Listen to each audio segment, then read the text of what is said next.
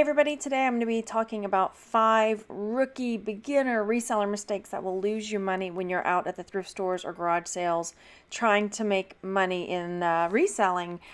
So I'm going to be going around the Goodwill today talking about my 5 rookie mistakes that I still sometimes make.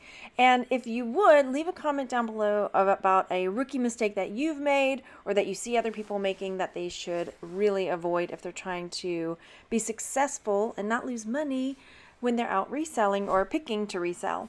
So if you are liking content like this, make sure that you are going down there and hitting that subscribe button and the bell so you're notified when I put out new videos or when I go live. I was trying to look at the tag there to see what the label, but I was like, I already know it's Winnie the Pooh, so just leave it.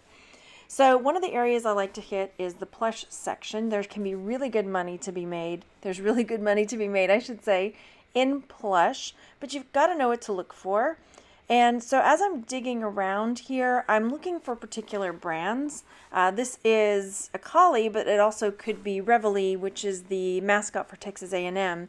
So looking at plush in that way as well, where it's like, okay, this is a random collie, but could also be tagged as something else, depending on if it's a proprietary name.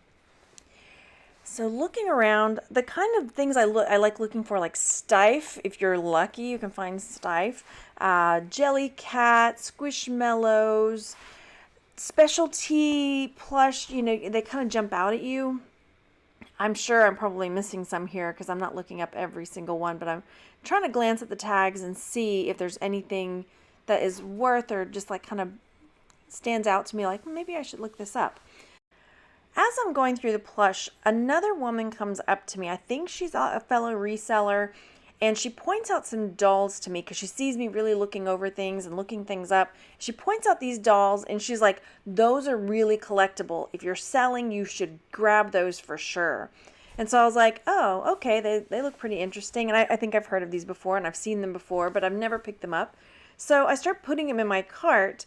And then I start thinking, you know what? I am not just going to go off this lady's advice. I think I should look these up on my own, which I did, thank goodness, because they're really not selling for that much. So I found some sold like $10, $17, $15, $8. They really weren't, they look cool, they're interesting, but they really aren't selling for that much. So that was my number one tip, or my first tip rather, is to do your own research. Don't always go off of what you hear on social media or what people on groups are saying or bolos or this or that. There's always a caveat. There's always a catch. There might be a few of those particular dolls or brand from that brand that are worth a ton of money. But if you're not looking up specifically the kinds of things that are in front of you, then, you've got to really do that so that you're not losing money buying inventory that's just not going to sell for what you think it will. So first tip, do your research, even if you're getting, bolos from people. So here is Baymax. I see him poking out from that bin, that tub. And I know he's from Big Hero 6, so I think, okay, I'm going to put him down there. I'm going to grab him in a second. But he does have like a stain on him, which, I could clean up if I wanted to. But I don't end up getting him because one, he's white, and I don't usually clean stuff up. So here's my second tip. I see this little dog. It looks like Snoopy costume on another dog. I see the tag with canes, Raising Canes. It's a chicken place. Rewind, go back, Margaret, look it up. Because there was some nagging little feeling. This is my second tip. I had this nagging suspicion that I needed to check this item out. And sure enough, this little dog can sell for, $20, $25. So I definitely pick him up and put him in the cart. And so that is my next tip, is to trust your judgment. Don't leave something. I can't tell you how many times I have left something on the shelf, and as I'm walking around, I start thinking, man, I should grab that. I should, look it up. I should just throw it in the cart and just throw it in your cart and look it up in a little bit. Even if it just because it's in your cart doesn't mean you're buying it immediately.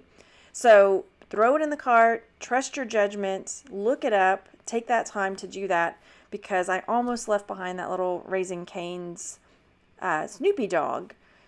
So that's my next tip, is put it in the cart and look it up, especially if you're not sure and you just have this little nagging suspicion. It could be worth your while. So going on, there were just plush falling all over the place, toys everywhere. So this Goodwill was really giving up some good treasures. I don't normally sell, well, I guess I've never found plush fire trucks before, but I got these two because I thought, oh, you know what, kids like fire trucks. There's going to be some mom out there that's trying to decorate their kid's room. There's a Squishmallow. What do I say? I'm looking for Squishmallows. The little piggy that's in there, that's like a Scentsy pig. You know, it's one of their little scented animal deals.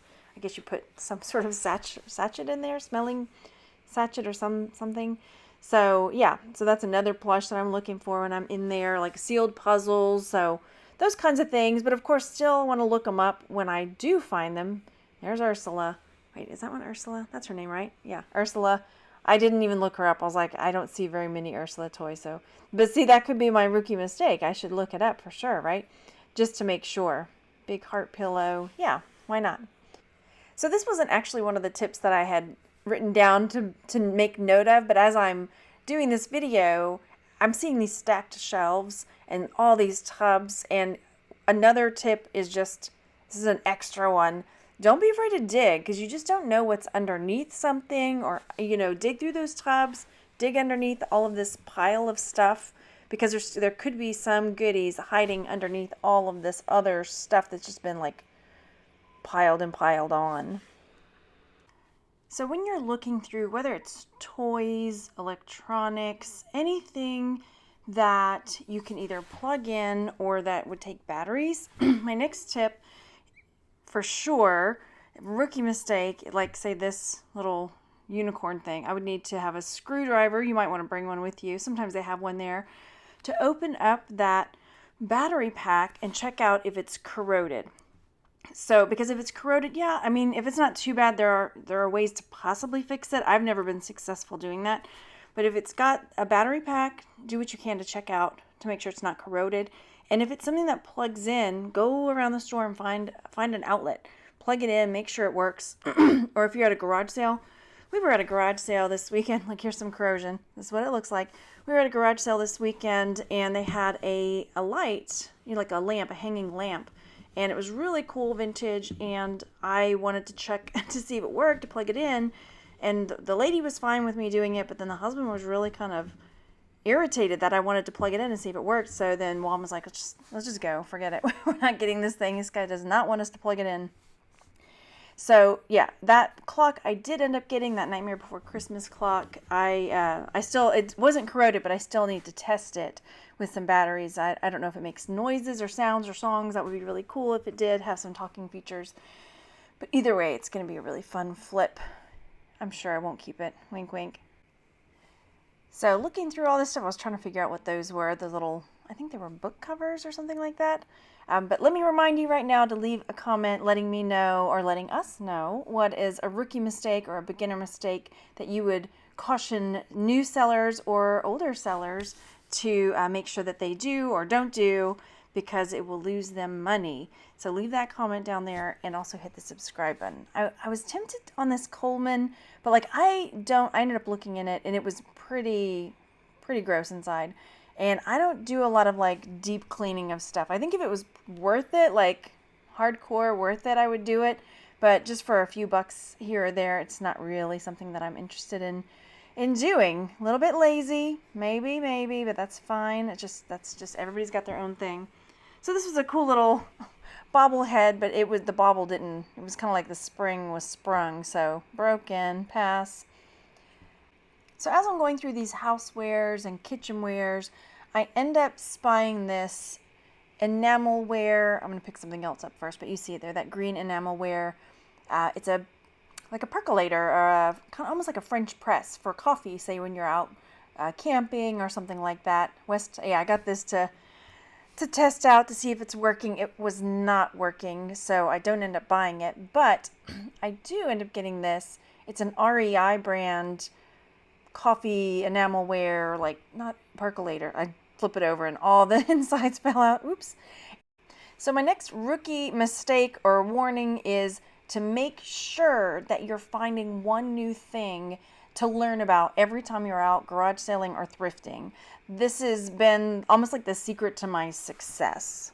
You've got to always keep learning. Find one thing new in the thrift store, one thing new out garage selling, and keep on expanding what you're able to pick up. So like I'm constantly trying to learn new things about, say, glassware, because I know I don't know a lot and there's money there.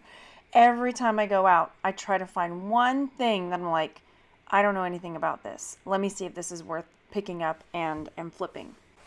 The next rookie mistake that I still sometimes make is to make sure that the items you're picking up are not cracked or damaged or missing pieces or anything like that, because there's nothing worse than getting home and finding out that this beautiful snowman mug with a lid has a crack right there. Boom, cracked. So that will detract from the value of the item. Sometimes it's not even worth selling at that point. I mean, I know that would be like inside the mug, but if someone was wanting to buy this as a gift, they're not going to want to give someone something that's damaged. So make sure, another rookie mistake, make sure you're checking for damage, for that all the parts are there, that there's no cracks or stains or things that you're just not going to be able to repair on this item. Like this little mug has this base, that little McDonald's mug. If it didn't have that base, then it would detract from the value of it. So here's another item. These plates, trying to live up to my own rookie mistakes, this was something new for me. I mean, I pick up plates from time to time, but I didn't know anything about this brand. I looked them up and they have some value, so something I definitely got. Those are my 5 rookie, beginner, reseller mistakes that will lose you money when you're reselling on eBay. Leave that comment below and check the comment section for other tips, because the comment section holds a wealth of knowledge. I learned so much from you guys in the comment section. Again, go down there and hit that subscribe button and the bell so you're notified. And if you're interested, follow me over on Instagram and Facebook at Texas Gal Treasures, and I will definitely see you on the next one. Bye, everyone.